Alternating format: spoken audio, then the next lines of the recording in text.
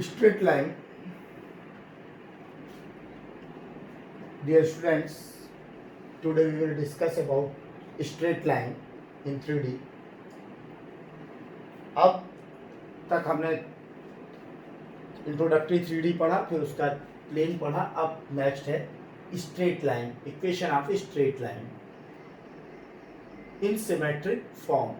Straight line के two forms हैं, एक सिमेट्रिक है और एक अनसिमेट्रिक है. तो सिमेट्रिक फॉर्म में स्ट्रेट लाइन के इक्वेशन के लिए we want two things. If you have a point lies on straight line and second direction cosines of straight line, we have given that direction cosines are direction ratios of straight line and any point which lies on straight line, then we can find out equation of straight line. इस तरह से 3D में किसी straight line के equation को find out करने के लिए, किसी भी इक्वेशन को फाइंड आउट करने के लिए टू थिंग्स की रिक्वायरमेंट है. यदि आपको डायरेक्शन कोसाइंस और या डायरेक्शन रेशोस और लाइन पर स्थित एक बिंदु दे दिया जाए, एक पॉइंट दे दिया जाए, तो आप उस स्ट्रेट लाइन का इक्वेशन फाइंड आउट कर सकते हैं. अभी हम क्या कर रहे हैं, find out equation of A straight line which passes through a particular point x1 y1 z1 and its whose direction cosines are L, M, N. We have given that line passes through a point x1, y1, z1 and whose direction cosines are L, M, N.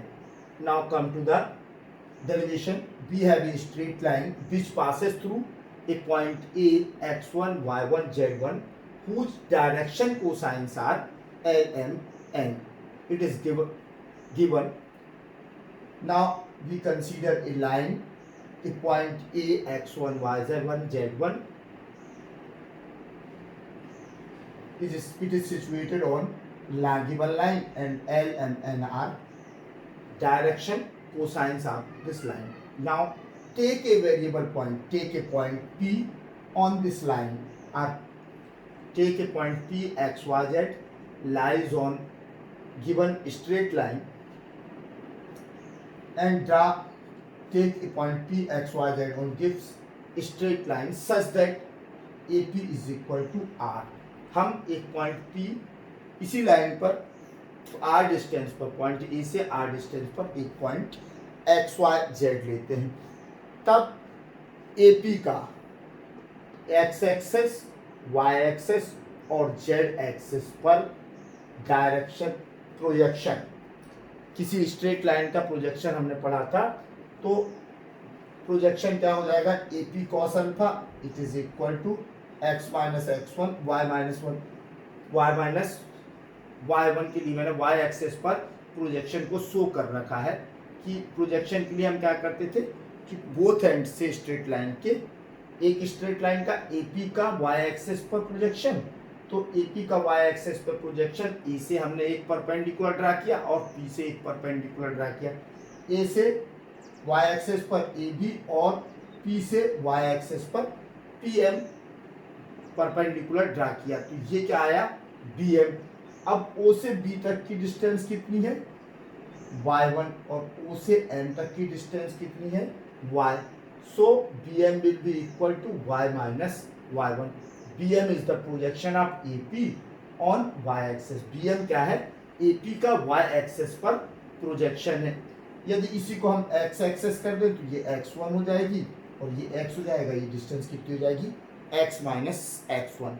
तो जरूरी नहीं कि x access को हम यही लें, x को यहाँ भी ले सकते हैं, यहाँ भी ले सकते हैं.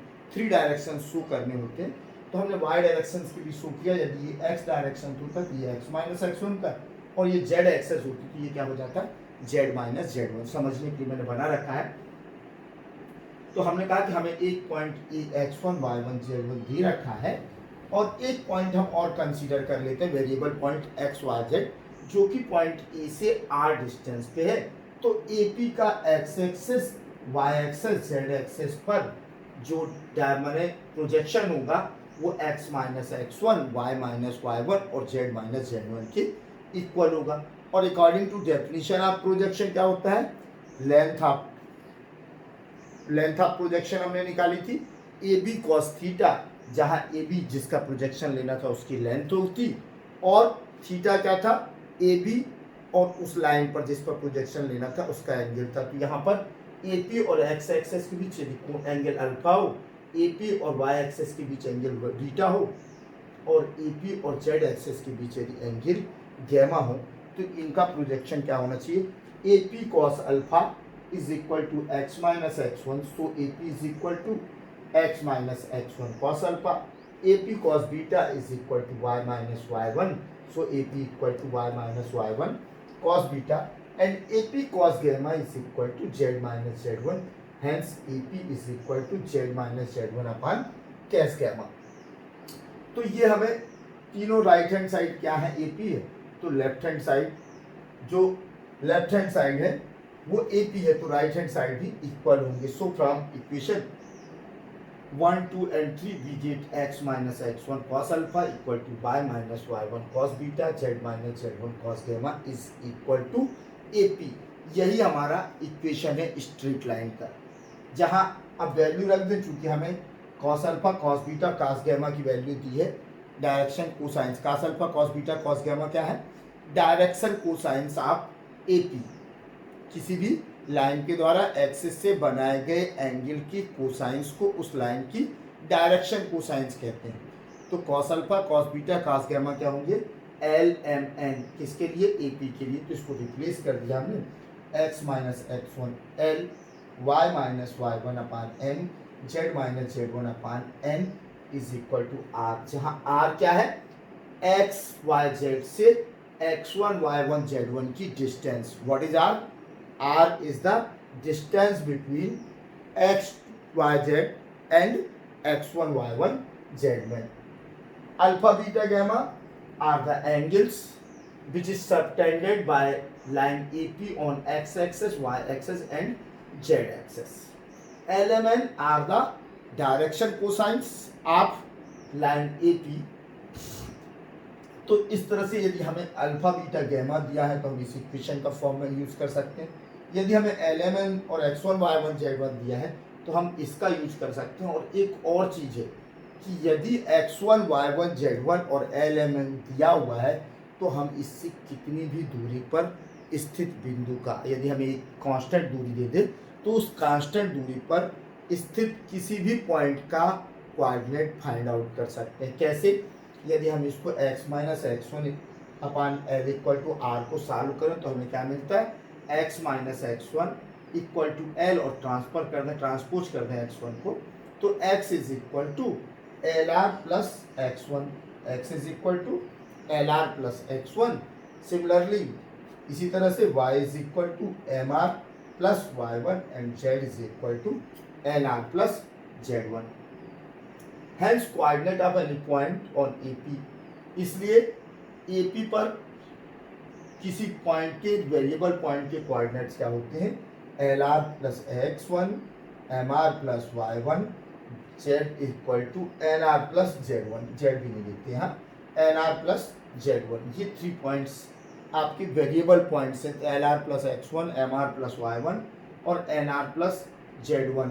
r डिस्टेंस पर किसी पॉइंट x1 y1 z1 से r डिस्टेंस पर स्थित पॉइंट का कोऑर्डिनेट है। तो हम डायरेक्ट देख के क्वेश्चन बता सकते हैं कि यदि एक पॉइंट दिया है और l दिया है तो उससे 5 सेंटीमीटर, 10 सेंटीमीटर, 8 सेंटीमीटर या 20 सेंटीमीटर दूर उस लाइन पर स्थित पॉइंट का कोऑर्डिनेट क्या होंगे, L R plus x1 M R plus y1 nr plus z1.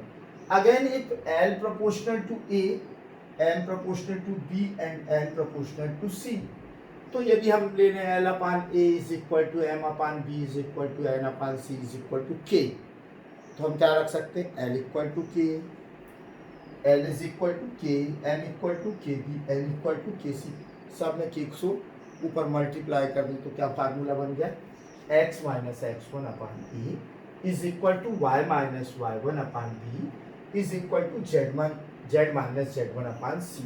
where ABC are the direction ratios of given straight line। यदि आपको किसी स्ट्रेट लाइन का डायरेक्शन रेशियोज मालूम है और उस पर स्थित कोई बिंदु मालूम है तो हम उस स्ट्रेट लाइन का इक्वेशन फाइंड आउट कर सकते हैं।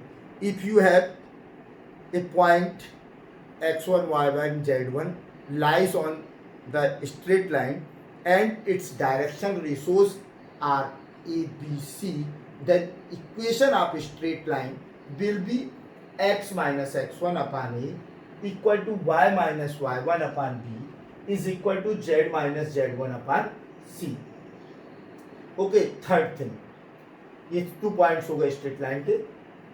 Since all axis x axis y axis z axis are straight lines, since axes are also straight line and they passes through, and all axes is that all straight lines which belongs to axis passes through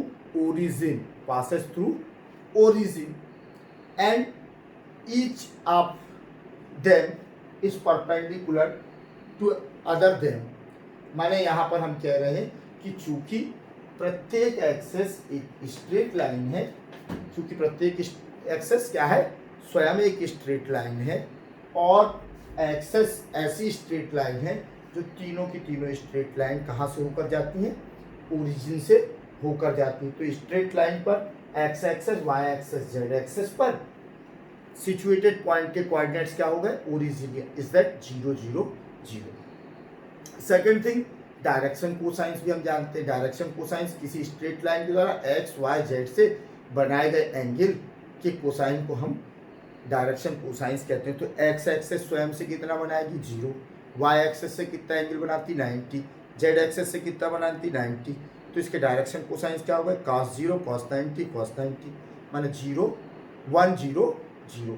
तो x access का equation क्या हो जाएगा, x minus 0 upon 1 is equal to y minus 0 upon 0 is equal to z minus 0 upon 0 is that x upon 1 is equal to y upon 0 is equal to z upon 0। इसी तरह से y access भी 0 0 से जाती है और इसके direction cosines क्या है, x एक्सेस से 90 बनाती तो cos 90 0, y एक्सेस स्वयं से कितना बनाएगी 0 तो cos 0 1, और z एक्सेस से कितना बनाएगी 90 तो कितना हो गया cos 90 0। तो ये इक्वेशन क्या हो जाएगा, x upon 0 is equal to y upon 1 is equal to z upon 0। इसी तरह से z एक्सेस 0 0 से जाती है और x एक्सेस से 90, y एक्सेस से 90 और z एक्सेस स्वयं से 0 एंगल बनाती है, cos 90 cos 0। तो 0 0 1 0 0 1 हमने यहाँ पर रख दिया। तो हमें क्या मिल गया, z एक्सेस के equation. If straight line passes through 2 points x1 y1 z1 and x2 y2 z2, if straight line passes through 2 points x1 y1 z1 and x2 y2 z2, then the direction ratios of line। यदि कोई straight line 2 points x1 y1 z1 और x2 y2 z2 से होकर जाती है तब direction ratios of line क्या हो जाएंगे, b a is equal to x2 minus x1, b is equal to y2 minus y1 and c is equal to z2 minus z1। Hence equation of straight line. अब यहाँ पर EBC की value रख दें हम, x2 minus x1 x minus x1 upon x2 minus x1 is equal to y minus y1 upon y2 minus y1, z minus z1 upon z2 minus z1। यहाँ पर x1 y1 z1 इस place पर हम x2 y2 z2 भी note कर सकते हैं। किसी एक पॉइंट को या तो हम x1 y1 z1 ले लें या x2 y2 z2 ले लें। अब 2 पॉइंट्स दे रहा है तो 2 पॉइंट से जाने वाली स्ट्रेट लाइन का डायरेक्शन रेशियोज उनके कॉरस्पॉन्डिंग जो कोऑर्डिनेट्स है उनके डिफरेंस के इक्वल होता है। ये हम पहले स्टडी कर चुके, तो ये इक्वेशन भी हमारा निकल जाता है।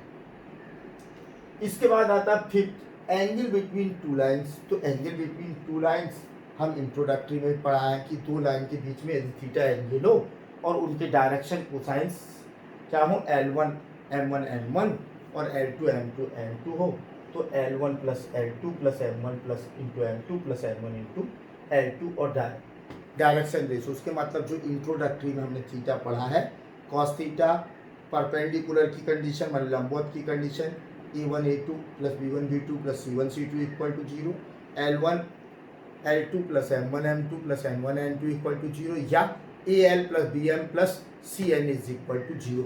ये तीनों कंडीशन में से कोई भी कंडीशन फुलफिल होती है तो दोनों लाइन क्या होंगी, परस्पर परपेंडिकुलर होंगी, म्यूचुअल परपेंडिकुलर होंगी। तो एंगल का तो हमने पहले से स्टडी कर रखा, वही रिपीट होना है, प्लेन में भी वही रिपीट होता है और स्ट्रेट लाइन में भी वही रिपीट होता है। अब एक टॉपिक और बचता है, अनसिमेट्रिकल फॉर्म ऑफ लाइन। हमने देखा था कि प्लेन में जब टू प्लेन्स एक दूसरे को इंटरसेक्ट करते हैं, ये बड़ा सिंपल सा एग्जांपल है कि टू प्लेन्स, कोई भी टू प्लेन जब इंटरसेक्ट करेंगे, ये अपना एक टू प्लेन्स है, one plane and second plane, और ये इंटरसेक्ट किस पे कर रहा है, बाइंडिंग पे। तो क्या बन रही है बाइंडिंग पे, एक स्ट्रेट लाइन। ये स्ट्रेट लाइन इस प्लेन में भी है और इस प्लेन में भी है। माने यदि हम बुक को खोल लें तो जो दो अलग अलग पेज हैं वो क्या है, दो पार्ट बनेंगे, दो पार्ट में दोनों के दोनों पार्ट जो हैं वो प्लेन है और उनमें वो क्या कर रहे हैं, जहाँ इंटरसेक्ट कर रहे हैं वहाँ एक स्ट्रेट लाइन बना रहे हैं, और वो स्ट्रेट लाइन प्लेन 1 में भी है और प्लेन 2 में भी है। तो टू प्लेन्स के इंटरसेक्टिंग से स्ट्रेट लाइन बनता है। अब उस स्ट्रेट लाइन पर जितने भी पॉइंट्स हैं वो प्लेन 1 के इक्वेशन को भी सेटिस्फाई करेंगे और प्लेन 2 के इक्वेशन को भी सेटिस्फाई करेंगे। कहने का मतलब कि स्ट्रेट लाइन के इक्वेशन को हम इंटरसेक्शन ऑफ टू प्लेन्स के फॉर्म में भी रिप्रेजेंट कर सकते हैं। माने हम स्ट्रेट लाइन के इक्वेशन को किस फॉर्म में दे सकते हैं, pair of two equations of plane, pair of two equations of plane represent a straight line, and this form of straight line is called unsymmetrical form of line. चूंकि किन्हीं भी दो समतलों के प्रतिच्छेद या इंटरसेक्शन से एक स्ट्रेट लाइन बनती है और ये स्ट्रेट लाइन दोनों ही समतल पर स्थित होती है, और इस लाइन पर स्थित, इस स्ट्रेट लाइन पर स्थित प्रत्येक पॉइंट दोनों इक्वेशंस को, दोनों प्लेन के इक्वेशंस को सेटिस्फाई करता है।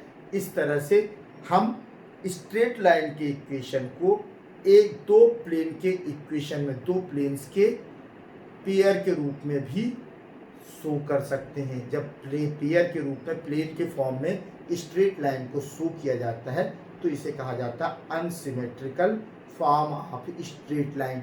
Unsymmetrical form of straight line से हम क्या प्राप्त कर सकते हैं, unsymmetrical form of straight line से भी हम सिमेट्रिकल फॉर्म, स्ट्रेट लाइन की सिमेट्रिकल फॉर्म को फाइंड आउट कर सकते हैं। ठीक है, स्ट्रेट लाइन्स के अनसिमेट्रिकल फॉर्म से हम क्या कर सकते हैं, स्ट्रेट लाइन की सिमेट्रिकल फॉर्म को फाइंड आउट कर सकते हैं। उसके लिए हमें क्या रिक्वायर होगा, उसके लिए हमें नेसेसरी कंडीशन है हमारे पास कि हमें इस अनसिमेट्रिकल जो पेयर है, जो प्लेन्स के इक्वेशन दिया है, अनसिमेट्रिकल पेयर या pair of planes, equation of planes represent a straight line. तो इन टू प्लेन्स के को सॉल्व करके हमें, सिंप्लीफाई करके हमें दो चीज़ें फाइंड आउट करना पड़ेगा। एक, स्ट्रेट लाइन पर स्थित कोई पॉइंट के कोऑर्डिनेट्स, और दूसरा, चूंकि ये स्ट्रेट लाइन जो है दोनों के परपेंडिकुलर पे क्या होती है, plane first and plane second के परपेंडिकुलर पे